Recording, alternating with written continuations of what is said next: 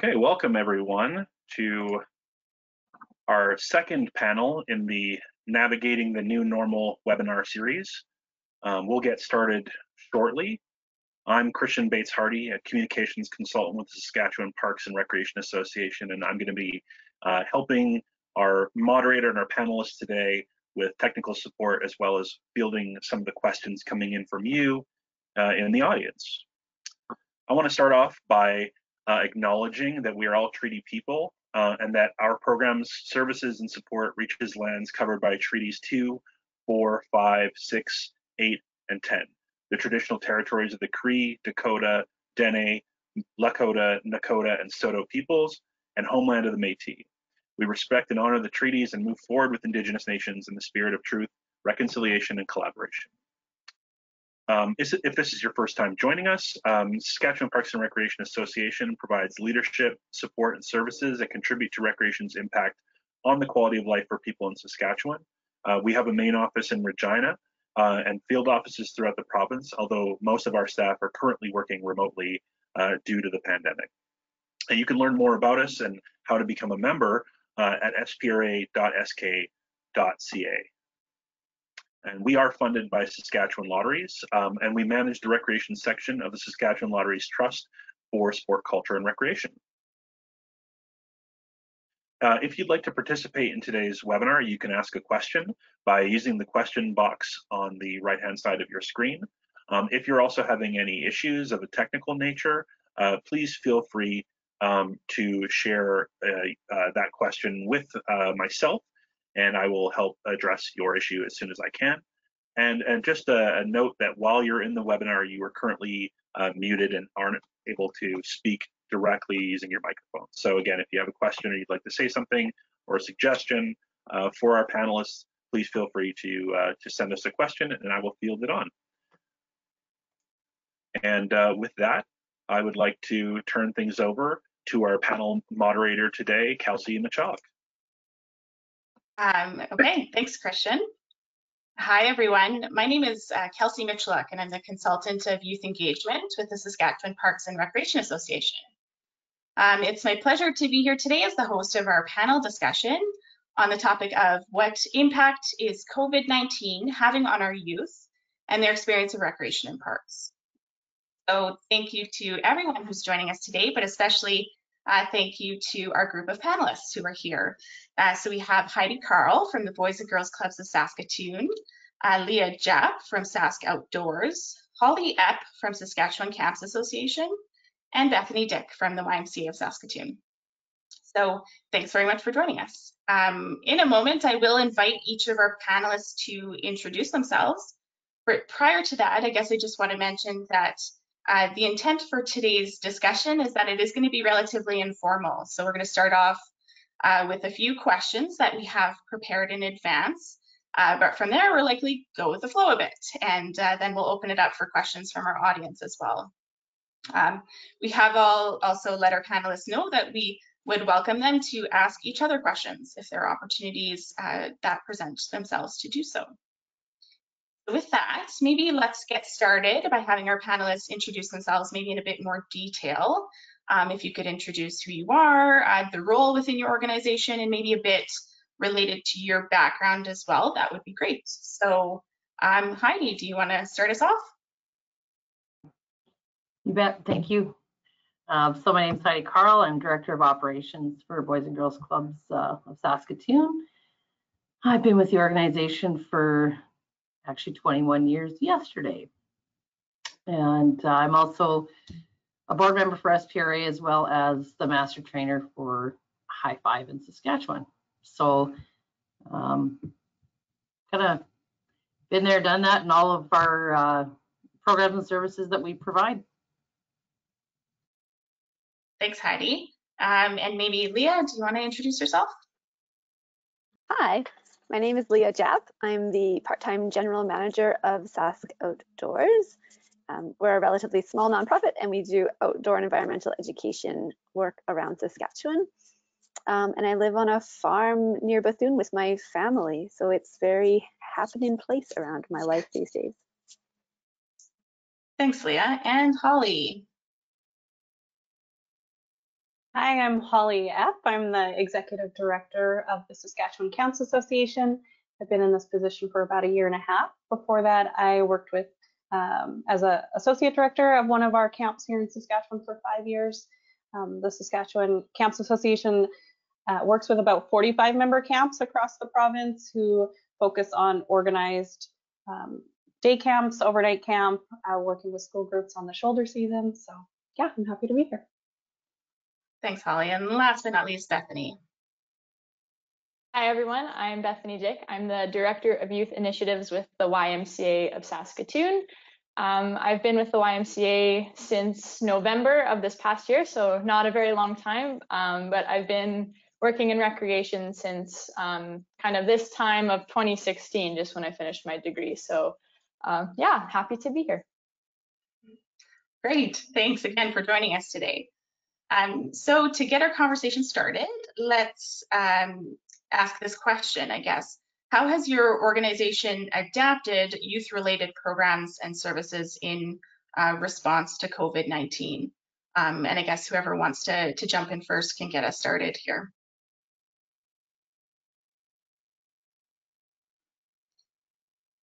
Okay, well, maybe I'll throw it over to Bethany. Can you get started? Yeah. Thank you. So yeah, like I can't speak to our organization as a whole because I kind of run one program, but I can definitely talk about that program. So one of the programs that I facilitate is the Youth Community Action Network program.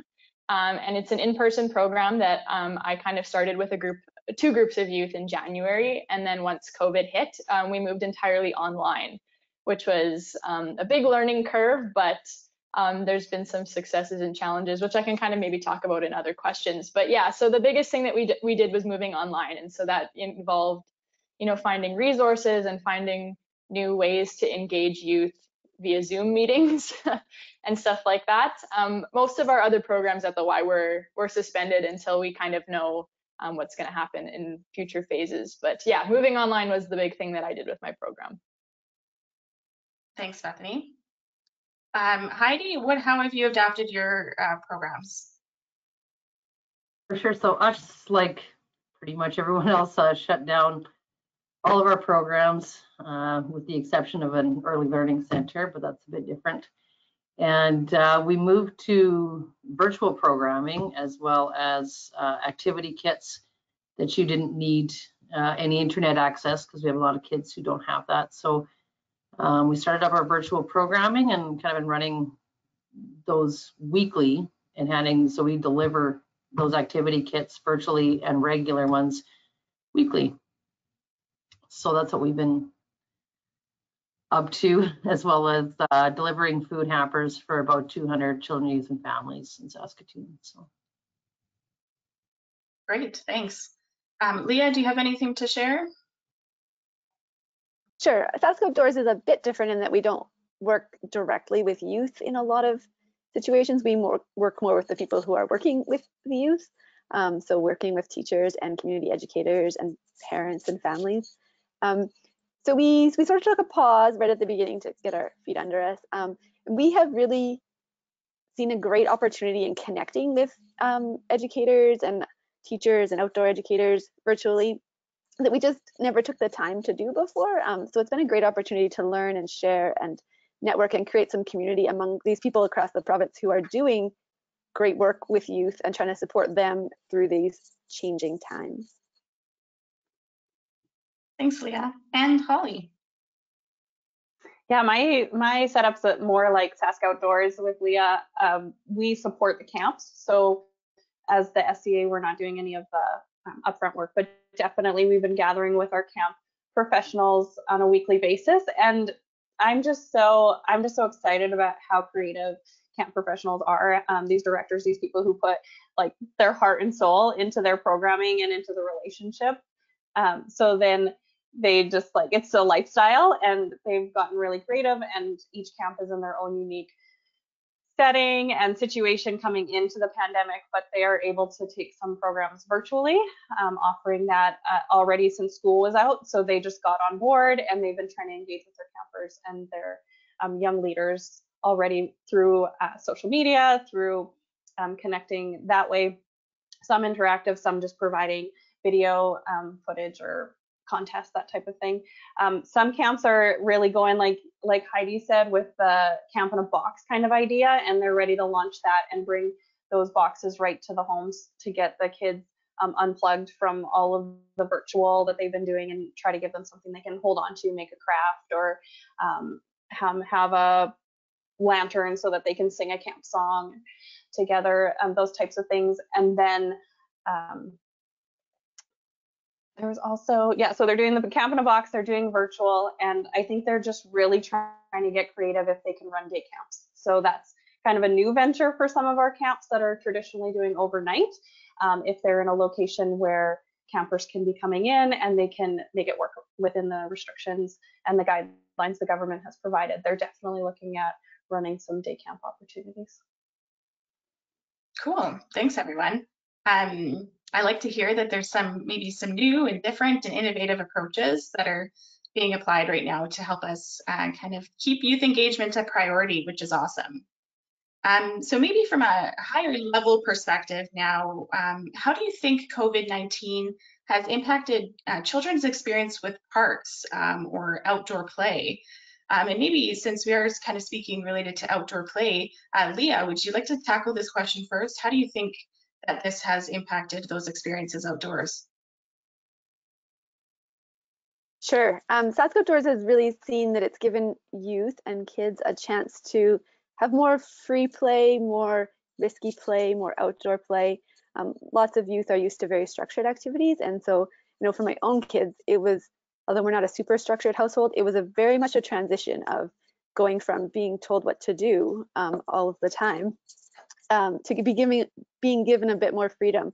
So it's been, just from my parental perspective, it's been neat to watch my kids kind of discover their own interests and discover their own strengths. I know from talking with educators around the province that they've noticed that too. And so we think it's a neat opportunity for people to think about how they're spending their time and what the positives of being at home and not having access to play structures. Like, those presented some challenges, and so I think people had to be more creative in how they approached outdoor play and physical activity. So I mean, it's pretty easy to get down about some of that stuff, but I think as an organization and personally, I always try and look on the positive side of the opportunities that has given us to expand our thinking. Thanks, Leah.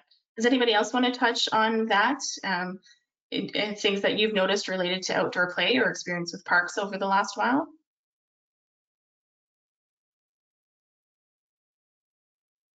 I know that from my perspective anyways, and Leah touched on this a little bit, you're right, even with the restrictions and limitations over the last while, it's actually been quite exciting to see maybe some of the more unstructured outdoor play opportunities that are taking place in those parks and green spaces. And Holly, you referenced this a little bit earlier, but we're asking our children and youth to do a lot of things online recently. And so kind of interesting to see now that there's maybe a better appreciation for those opportunities for outdoor play that exist. And so hopefully we see that as an impact that continues beyond COVID-19, is that appreciation for the outdoors. I also think too, like, oh, sorry. Go ahead. Okay.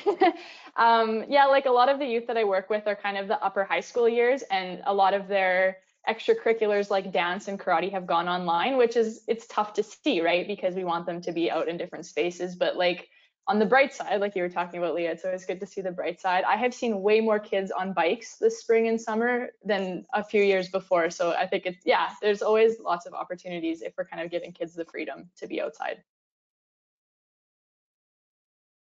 I hope that for some kids, they have had the opportunity to explore natural spaces. I think sometimes we go to the park and we want to play on the play structure is like the goal of going there. But most parks have some trees or grass or bugs or flowers. And so when the play structure isn't what we're focusing on, I think it helps build a connection with the natural world and the things that are there that we might otherwise just run past on our way to the slide or swing. So I think that's been a really neat opportunity from an outdoors perspective also. Cool, thanks for sharing those perspectives. So shifting gears a bit and talking maybe a little bit more about the reopen plan, or phase 4, part 1, which I know we chatted about before this started, about how maybe we could expect some guidelines or some more information being available this week. I'd be curious to know, I guess, from your perspectives, what are the questions or concerns that you have related to children and youth as we enter in phase 4, and maybe even beyond in the phases of the Saskatchewan reopen plan?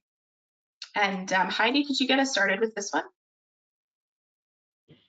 Absolutely. I'm sure Holly and I are going to reference the same thing, because for us right now, it's summer day camp time. And, you know, one of my biggest concerns looking at guidelines or just recreation moving forward is the focus on individual play, right? And I mean, for us, that's not something we're used to programming for. Even so, you're looking at programming for groups of 15, let's say, but focusing on individual activities within that. And when we think summer camp or after school programs, you know, it's that those skills that are learned in playing together, you know, as far as communication, creativity, you know, you want to talk leadership, or, you know, any of that, it's those interactions and those relationships. And when you're trying to plan individually where the kids can't touch each other, or, you know, so we're in the midst of, you know, that's our reality, as I'm sure it is for Holly and other groups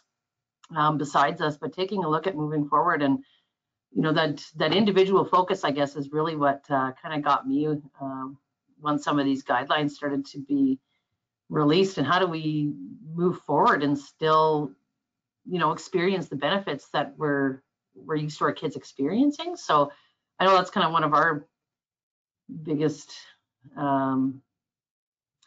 stumbling blocks when we're looking at planning. And I know that we have creative staff, and, you know, our summer camps and programs are going to look a lot differently. We just don't want it to be such an individual experience. So how can we modify?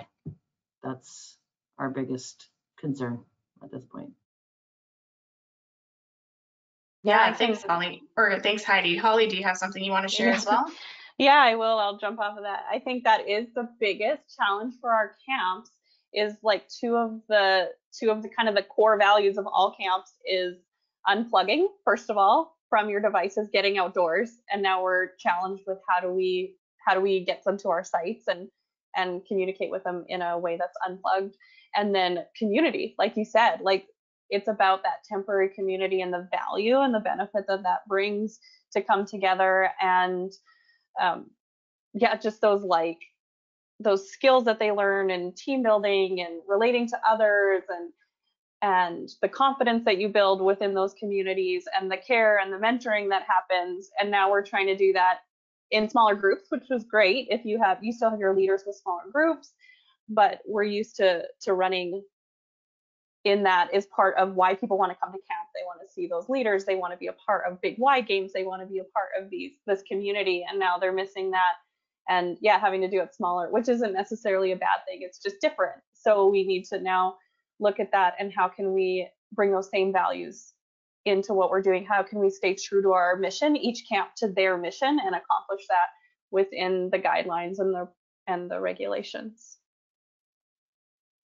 The other piece of that, if I could just say quickly too, is resources, as far as lower ratios or lower numbers, and how do you afford that too? And I think too, it's going to be challenging, like once we really have those plans in place of what that's going to look like, actually ensuring that children and youth are maintaining physical distancing when they get together. I have a colleague in Moncton, and Moncton has started to reopen. So she does the same program that I do, but in Moncton, and they're in person again. And the youth that we're working with, none of them are younger than 15, but they're still having a really hard time maintaining physical distancing when they get together. So if it's hard for 15 and plus, it's going to be really hard for like 6 to 12-year-olds as well. So I think that's going to be a big challenge once we get kids together again. Yeah, for sure. I think those are all valid questions and concerns and perspectives as we move forward. And it'll certainly be a learning experience, right? And I think you were right. I think Heidi or Holly, you touched on the fact that it'll involve some creativity from our leaders, right? And I think recreation people are great at being creative and finding ways to keep kids engaged and having fun. But it certainly will be a new look to what we're offering and able to do this summer anyways, potentially later on. So we'll share maybe one more of the questions that we have prepared, and then I'll throw it over to Christian to see if there are any others. Moving along then, what advice would you have for other groups who might be trying to facilitate youth programs right now? So I know that you've shared maybe a few of the ideas that you're using, but is there anything that has worked really well for you that you think might also work well for others?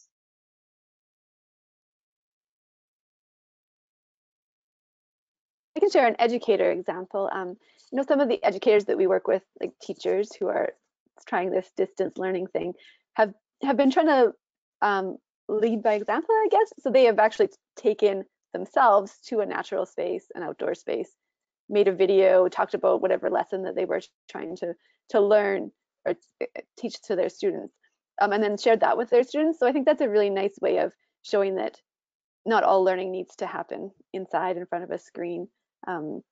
And for in some situations, the teacher is choosing a spot that's maybe in the schoolyard or very close to it. And so if it's a community where the students are in close proximity to the school, or, you know, there's a lot of variables there, but there's always the possibility that that student with their family or alone could go and visit that same spot that the teacher had been in. And so I think that's a really nice way to connect to the place and the community that learning is taking place in.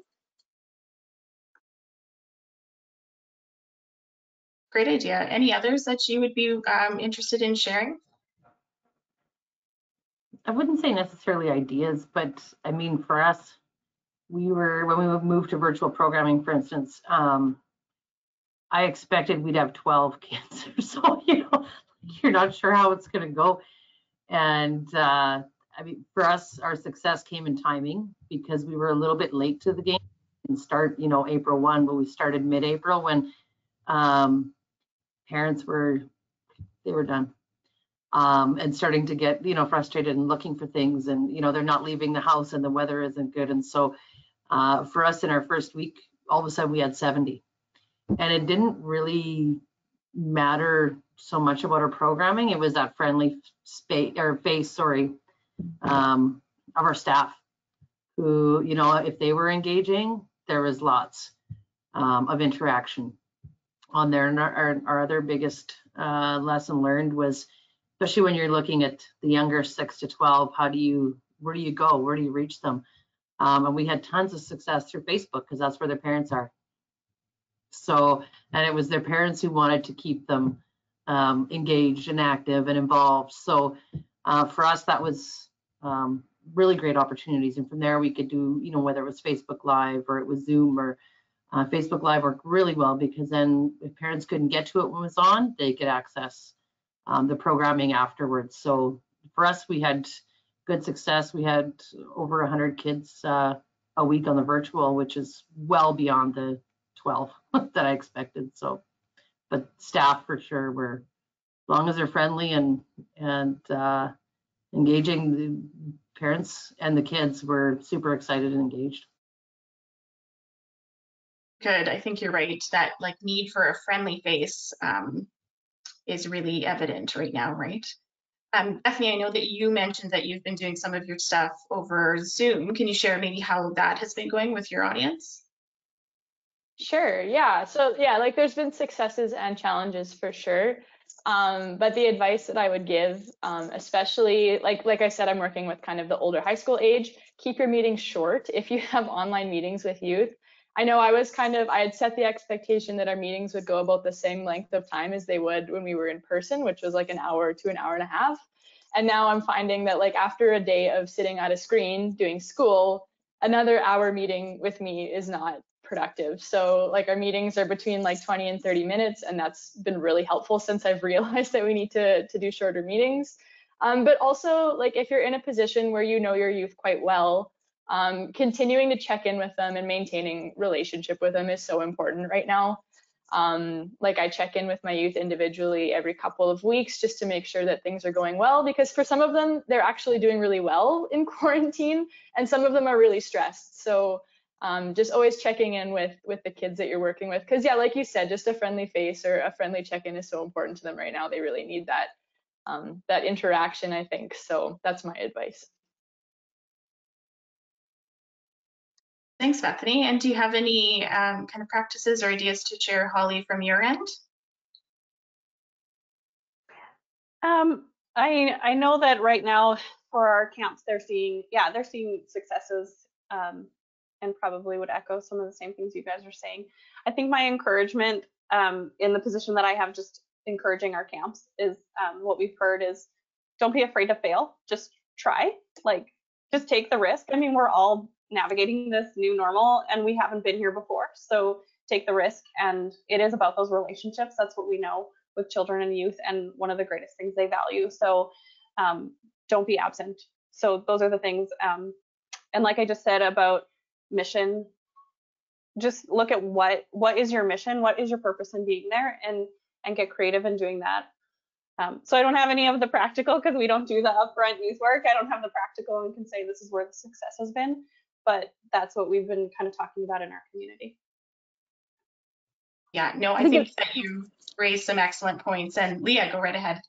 Well, I was just going to say, we've seen, I assume, similar to Holly's situation, such great value in having the people who are putting on that kind of programming come together, that there's a lot of information to be shared, and they just really value that, because in addition to our lives feeling isolating and separated, when you're trying to try something new and things aren't working and kind of can get stuck.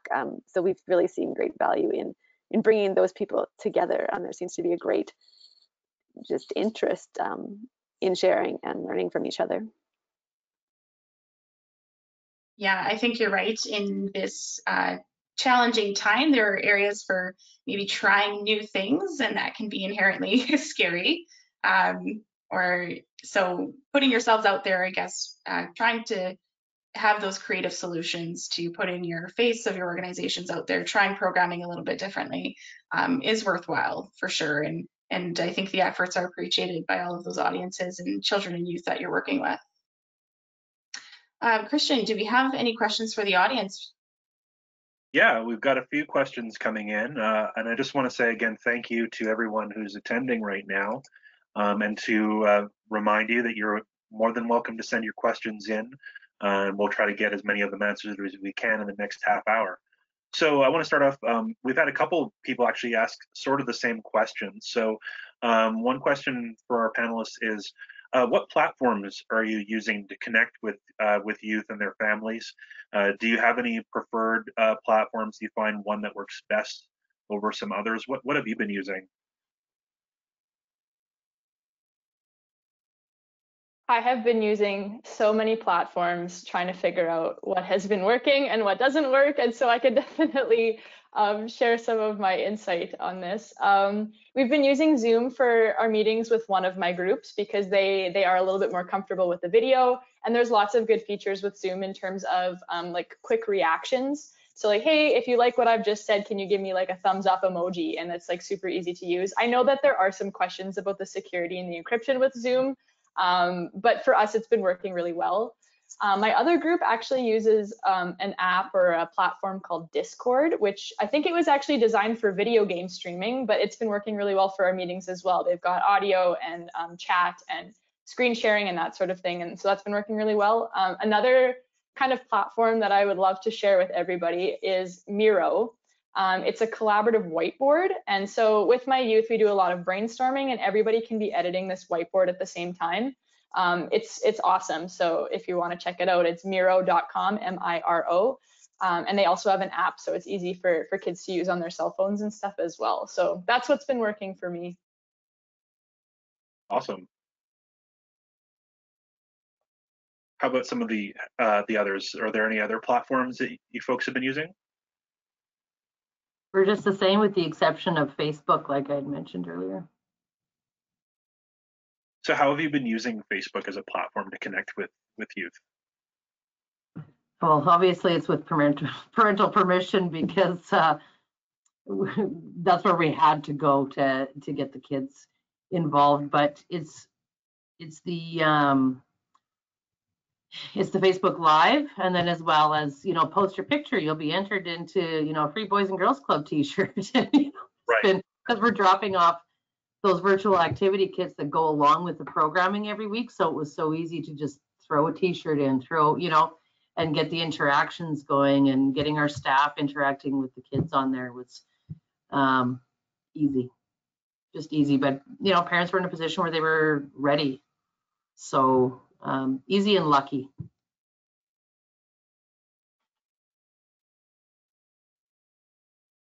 Great, thanks. Christian, do we have another question? Yeah, so another question comes in from Stacy, who asks, have you encountered youth or their families needing assistance getting connected to data and devices to participate in online programming?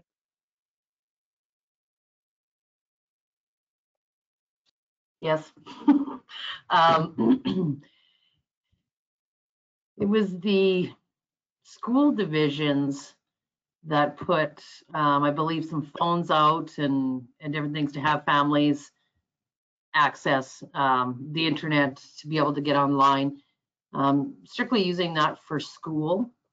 So I said yes, but what we did is we just did those alternate activity kits, because we couldn't, number one, afford to help out enough with that, but we know that we needed to provide those kids with something to do. And so, and those are, we were delivering those non-virtual, I guess, regular activity kits to our families, and then any families who needed it as well. So it was just open to the community to sign up for and help out that way. But so we addressed it, but maybe not in the way we would have liked to or could, but it certainly was worked well. Yeah, I like the idea of offering kind of a couple options, right? To trying to maintain that level of accessibility to your program participants, and ensuring that no one's left feeling excluded for whatever reason. So we have had a bunch of people let us know just while we were talking that actually phase 4.1 was announced today, I believe, when we started testing this webinar before we jumped on. So phase 4.1, it looks like it addresses the reopening of children and youth day camps, outdoor pools and spray parks, and outdoor sports. So obviously this is news to the four of you, but what does this change for some of you now? Does it say what the date is? Let me see if anybody, June 22nd. Yeah. I see some maybe panic or thoughts about how much there is maybe to do over the next week. Is that true? Yes. We were expecting at the earliest the 29th, and we're thinking that more reality would have been July 6th for that reopen. So it's surprising, but good news. I mean, at the end of it, we'll just have to risk of sounding Saskatchewan. We'll just have to get her done. Yeah, like for us, we made the call a couple of months ago not to proceed with like our normal camps, but we did have some stuff in our back pocket if phase 4 was to go ahead in summer. So we will have a couple of programs, hopefully in person, running this summer. But yeah, obviously in the very early planning stages, because we also assumed that it would be a little bit longer before phase 4 happened. But yeah, we're hoping to run some in-person programs for kids this summer.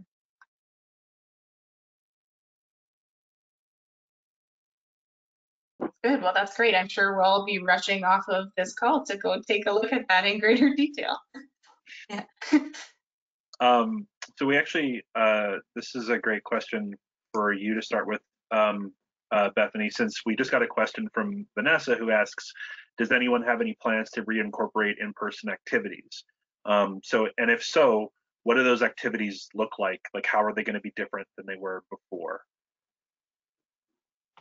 Yeah, I can speak to this a little bit, but I'm sure that others can probably provide more detail than I can in terms of where they're at with their organization. But we're planning on, I think, running like a 3-day-a-week, like shorter period of time programming. So there would be like a session in the morning and a session in the afternoon, with a lot less kids, I think was the plan. And then we might also be able to open up to some more expansive programming as we find out more information about the phases and what that entails for phase 4. But that's kind of what we've got on the front burner right now, is just a more reduced and in an open space. Like we're thinking of maybe going to a few different parks in the city, kind of like a mobile play program sort of thing, with obviously very clean and safe activities that we can be doing and making sure that people are distancing appropriately.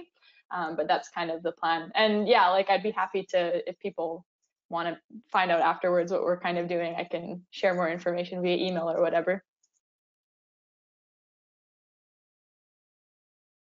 Thanks, Bethany. Does anyone else have plans to resume? Well, I know some of you already are, but doing in-person programming, or how does this change your world within your organization?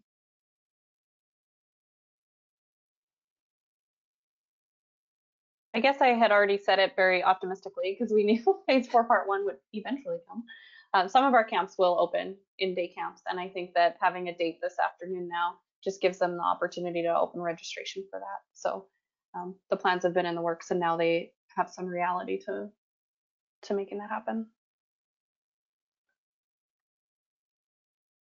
So for us, I'm sorry. No. Good. I was just going to add that one of our attendees is letting us know that the day camp services are limited to a maximum of 15 children per building space, which might mean per facility, or a facility configured to allow 15 children in one defined area. So we have 4 summer day camps that we will be opening and have planned on opening, with the assumption, like Holly said, that this was coming, but we are planning for reduced numbers, so 30 at each site, where some of them were up to 50 and a little bit more. And then we will be looking at room dividers as well to keep those groups separate. So following all the guidelines, the surprise look was because I did not expect a June 22nd open. So, you know, as we're hiring the last of our staff and giving them enough time to plan, but plan in a different way. So what we plan to do is actually put all 4 camp, all the staff, so the 16 of them together, because we've had to plan for 4 staff rather than 3, given we usually do a 1-to-10 ratio. Given the groups of 15, we got to have 2 per group. And but we look at, you know, their 16 heads together are going to come up with some great modifications that we can run with the kids. So our hours will be the same, because you know, our day camps are, like we like to call them, you know, they're great for the kids, they're recreational, but they're also used as care for parents running in the city. So we want to ensure that our camps stay active outdoors, very engaging, and we'll see moving forward. But of course, that creativity and those staff who've worked with the kids and have the experience, they'll make it the best that they can make it. It's just going to look a lot different. So.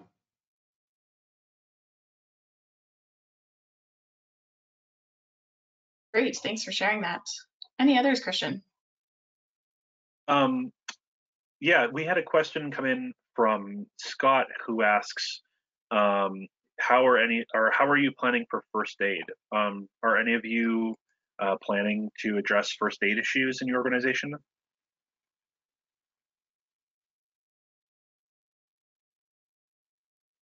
I can answer that. There is guidelines that the government of Saskatchewan did put out in regards to first aid. So when they released them, I believe it was last Thursday, is kind of when we took a look. And so it's just the PPE that you need. So we have to make sure that we have it on hand and double. So we're not mixing between the 2 groups that we will have in one site. So we got to have double that, double the equipment, double everything actually as you go through. So But there's guidelines that are listed as far as gloves and eye protection, and so we'll be following those as listed. Thanks, Heidi.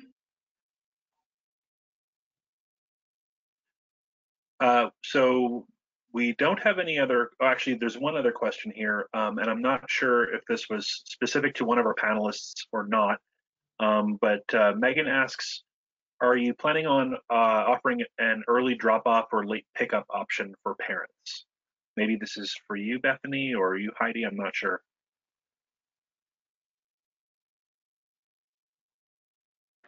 Our camps run 7:30 to 5:30.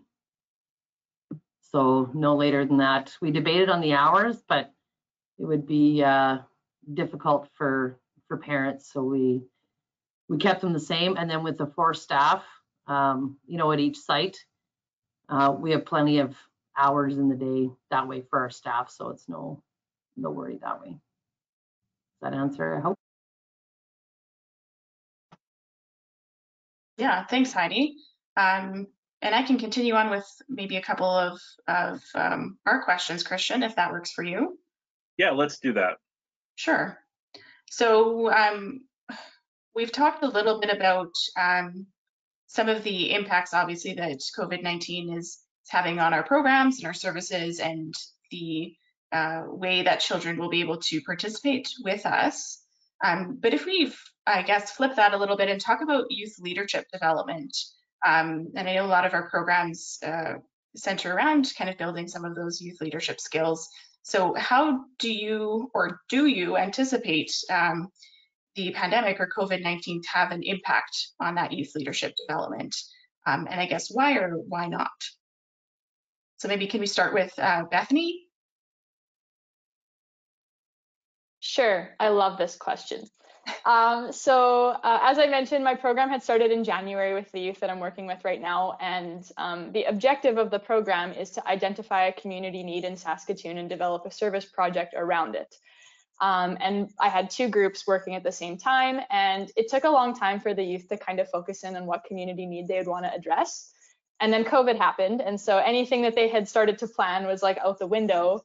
But it was crazy how fast they came up with something under the pressure of COVID-19. Now both of my groups have like really pertinent projects getting planned about how to address the need of COVID-19 for various demographics. And so I have been so proud of the youth that I've been working with in terms of how their leadership has developed over the last couple of months. So I think from my personal experience, youth leadership has, like, there's a really positive impact on youth leadership because there are lots of needs to address right now.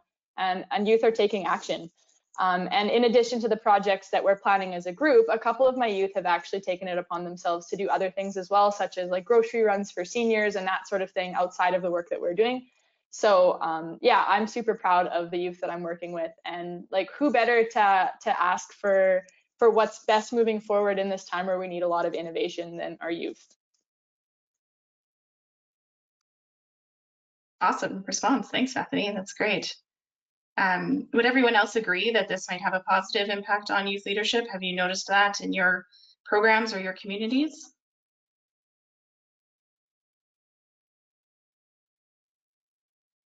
I'm going to say that we're a little concerned that it has a negative impact within our camps. And I think it's just the seasonal connection instead of having that ongoing throughout the year.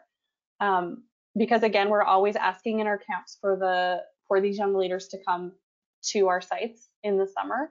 And now our hands just feel a little tied because they're coming from all over. It's not an opportunity always to do it as a drop-in setting. And the guidelines and restrictions still haven't made it very clear if we would be able to have young leaders on site overnight. We're not sure if that's going to come in just because their overnight camps are not permitted at this point. So that engagement is still happening through Zoom calls and through the interactions of staying engaged.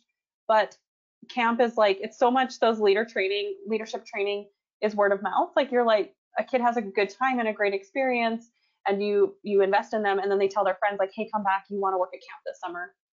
And so to lose that momentum, it just happens so quick because there's always such a high turnover of those young and seasonal staff. So it's just really focusing on how to keep that engagement when we don't know if we're going to be able to bring those leaders on site to do some of that training. I mean, there's been some great creative ideas of investing in even doing waterfront and lifeguard training, doing different first aid, getting different certification, but we're just not sure if we're going to be able to have them on site. So I think that that's still a big piece to be worked out in the next couple of weeks of how we can continue to have and not lose the engagement of our leaders as they're getting tired of sitting in front of their screens, finishing up school, and just wanting to be outside with their friends. Like, how do we keep those connections going if we can't bring them on site? I think that that's been one of the biggest disappointments, I think, for our industry as we've just looked at the phases roll out and kind of looking at youth so late in the game and how this is such an important piece and they learn such like transferable, and like we just throw them in and say like, you're going to do first aid, you're going to take care of kids, you're going to learn how to clean, you're going to do dishes, you're going to do maintenance. Just such a valuable opportunity, and we don't want to lose the momentum. So not that there's not a solution, there's just a lot of questions at this point.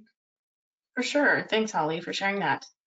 Leah, do you have any perspective on the youth leadership and how it's been impacted during COVID? I don't really. This isn't really an area that SaskOutdoors works directly in. So anything I would say would be kind of, secondhand. So I'll just listen to the other answers. Sure. Great. Can I carry on, Christian, or do we have another question from the audience? No other questions from the audience just yet. So if people have questions, feel free to send them in. We've got about 14 minutes left on the panel, so you can continue, Kelsey. Cool. That just means I get all my questions answered. So what are some of the resources, I guess, and those can be local, provincial, or national, that you've been accessing to support the work of your organization over this time? Or have you been accessing any resources that you found to be helpful in providing guidance during this time? Maybe Heidi, if we could get started with you. You bet. For us, we're lucky enough to be part of a national organization where, first and foremost, we accessed emergency relief funding. So that was huge. That supported our virtual programming, that supported our food hampers, all of that. So that was huge. And with that partnership, or I guess we're a member organization, we had access to books from Indigo, M&M Meat Shop supported food. Like there was tons of things like that. But locally, well, I guess not locally, I guess it's our partnerships as Boys and Girls Clubs of Saskatoon, the Jays Care Foundation, because we've been involved with programming with them for years. They have tons of resources. Same with Box, which is a national organization too, with the physical activity and just being able to share some of those things.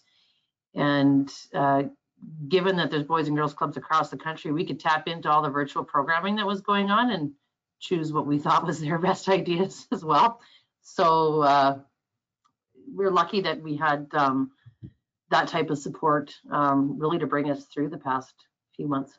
And of course, none of that would be possible without our staff.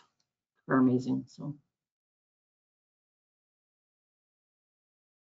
Yeah, I think that there's some great resources out there, and you're right, Heidi, too, that kind of those things showing up on a virtual platform almost makes them more accessible at farther distances, right? So I know, for example, I shared with Holly this morning that BC Recreation and Parks Association kind of launched 7 e-learning opportunities for summer camp staff, right? And that those could be accessible to program leaders in Saskatchewan as well. So we could benefit from that, even though it was a resource created elsewhere. So I think there's a lot going on. Does anybody else have any resources that they've been accessing or found to be helpful as they're navigating this new normal? I agree that looking to what other groups are doing has been helpful. There are a number of outdoor and environmental groups that we are affiliated with, so that has been helpful. We really found benefit in like looking within.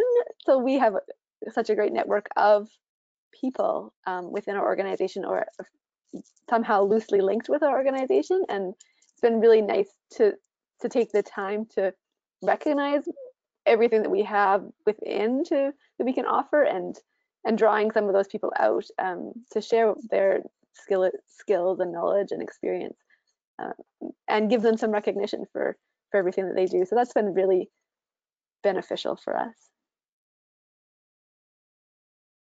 Thanks, Leah. Okay, Christian, do I still have you? Oh, sorry, Bethany, go for it.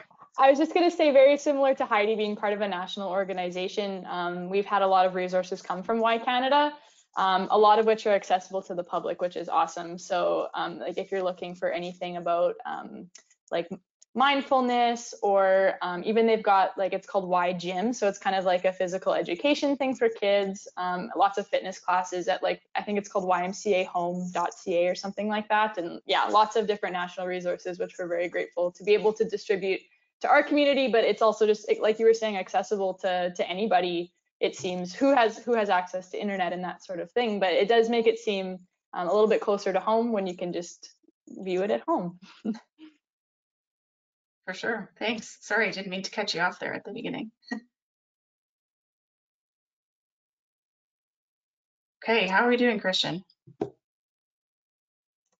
Still no new questions, although we have one question come in from, let me see, we had a question come in from Julie asking if the government relations on first aid can be shared. Does anybody know where you can find those regulations on the government's website, or? We had a link. Honestly, it's in their COVID-19 information. This strictly did reference the summer day camps, if that makes a difference. But in the guidelines, there's information on that. It's pretty minor, but it does go through what you should do if you're running program. I can share the link. I can find it very easily, so I can do that if you need it. Sure. I would also recommend that, I guess, if we aren't able to find the link during the webinar, we can always share it in the SPRA Facebook group after the webinar, and that way everybody can see it. But no, we don't have any last minute questions. Oh, it looks like we have a comment from Crystal who says the Red Cross is providing some training. I'm assuming that's specific to first aid. But no, Kelsey, if you want to ask the final questions, unless we have something coming in the last few minutes, go ahead. Sure. So a little bit timely to our conversation is Participation is releasing their annual report card on physical activity for children and youth.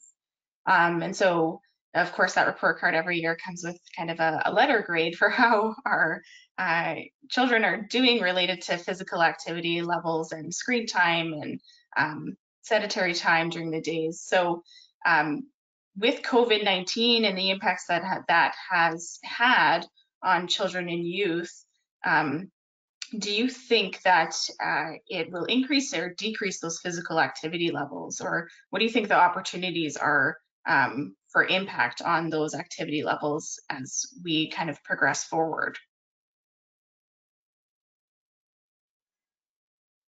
And maybe we'll start with Bethany. Do you have perspective to share on this? It's going to be a hard one to answer, I think, because I think it depends. Like we'll have kind of two mindsets, I think, with children and youth in COVID-19, and that's either the motivation to get out and get active, or the motivation to stay inside and play video games or do school or whatever it is that's on the screen. So I don't know, it's kind of a hard question to answer.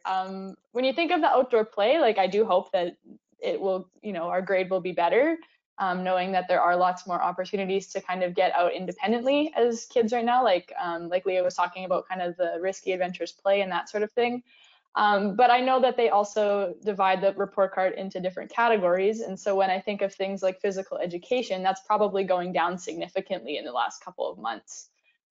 So it's hard to say, and I think different categories will have different answers, but I'm very curious to see what the results are. Yeah, for sure. Any other perspectives that our panelists would like to share? Yeah, I think if I take my own daughters who are teenagers as an example, and then I take a look at, some of our other staff and their kids, it was much harder for my kids to choose at 14 and 17 to engage in the physical activity. Part of it was a break because they were involved in sports and practices and volleyball and expecting softball practices and games, and so they're used to the go. So at first it was a break, and then it was out of character for them to be so inactive. Whereas when they're younger, what we find is there's a lot more energy to burn that way. And I think that the younger kids had much more necessary opportunity, and I'm speaking from a parental perspective there, to continue on.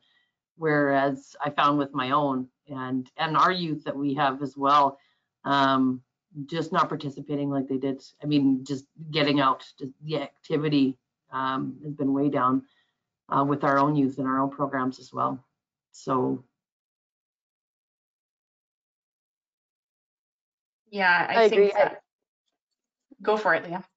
I was just gonna say I agree with Bethany that I think we're going to see like more of a divide, and I think a lot of it can fall to different family situations. Just what kind of supports that parents have had during this time to support their kids or just keep everything running.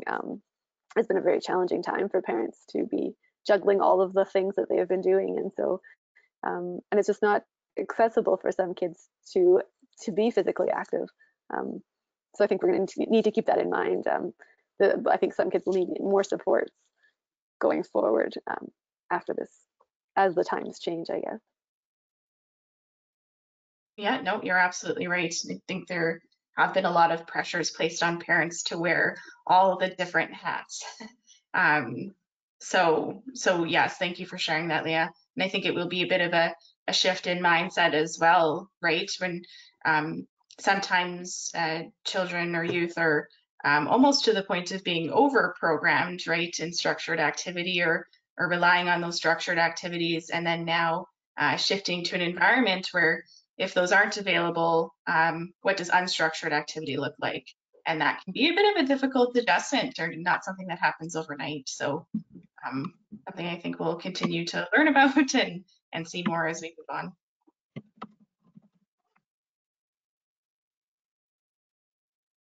So we did have a few questions that I'm come in, and I'm sorry the question box is a little bit unique with GoToWebinar. So apologies to anybody whose questions we didn't get to answer in the last few minutes. I think we have time for one more question, if that's okay.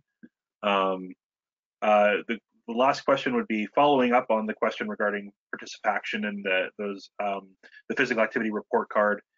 If physical activity in children and youth is changing, how does the panel, how do you and your organizations plan to address change in physical activity and engagement of children and youth?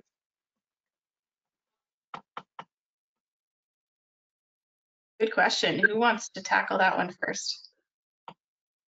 I can half tackle it because I certainly don't have all the answers there. That's really with these guidelines, and I say summer day camps because that's what we're looking at right now, and Holly may have some fantastic ideas that I would love to hear on this, but that's where the individual, physical activity and what the individual focus, I guess, that those guidelines are having and saying, you got to focus on activities, and especially when it comes to physical activity that are more individually geared. And so that's not something we're used to programming for, right? And how do we make those changes, and what does that look like? And some of the examples are like, you can't play tag. Well, okay, so how do we modify that? And what's that going to look like? Because we know we've got to get our kids moving, as we always do, right? It's always a priority. But is it going to be like throw the beanbag, and if I hit you with the beanbag, then you're it. But then we're both touching the same beanbag, and is that okay? And like there's so many different answers in there. We know we got to keep the kids moving. We know we want to go outside as much as possible, and and hopefully maintain, if not increase, the physical activity levels that they've already had. So again, we're counting on the creativity of our staff to keep them moving and make those modifications, because that's really what it is. It's going to take their favorite games and how we're going to modify it so that nobody's touching and sweat isn't flying, and but yet you want the sweat to fly. So it's going to be it's going to be interesting moving forward. And if we come up with some great plans, I would love to share them. And I'm not if our staff will do an amazing job, I'm sure. So. Thanks, Heidi. Anyone else want to comment on physical activity levels? How your organization might contribute if there's a decline over the next while? I know for us, like, we'll be looking to like the different fitness type classes that they have targeted towards youth. So like Zumba for kids and like yoga for kids and stuff like that, because it is a little bit more individual. As much as we would love to have them playing soccer and playing tag, and we will still try to find ways to do that kind of stuff. But what seems to be a solution that makes sense right now is kind of utilizing those resources like those fitness classes for kids. So that's what we'll be looking at in the next little while, I think. Great. And I know Heidi touched on this, kind of relying on your staff to maybe come up with some of those modifications. I'd say too, if you're familiar with our Take the Lead program at SPRA, why not throw it back on some of those kids too in your programs? Give them an opportunity to be the ones thinking of creative solutions or games that they can play as well. So yeah, I think there's some cool opportunities there for everyone to be involved, no matter what level you're at.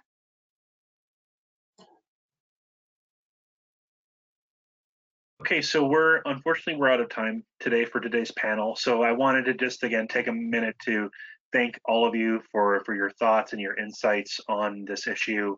I know it's a huge topic and things are changing all the time, but I really appreciate you taking the time to share your thoughts with us and joining us on this panel today.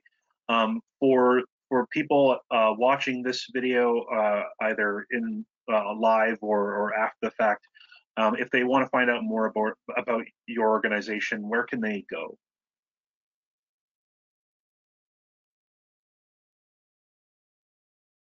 Leah, do you want to start us off?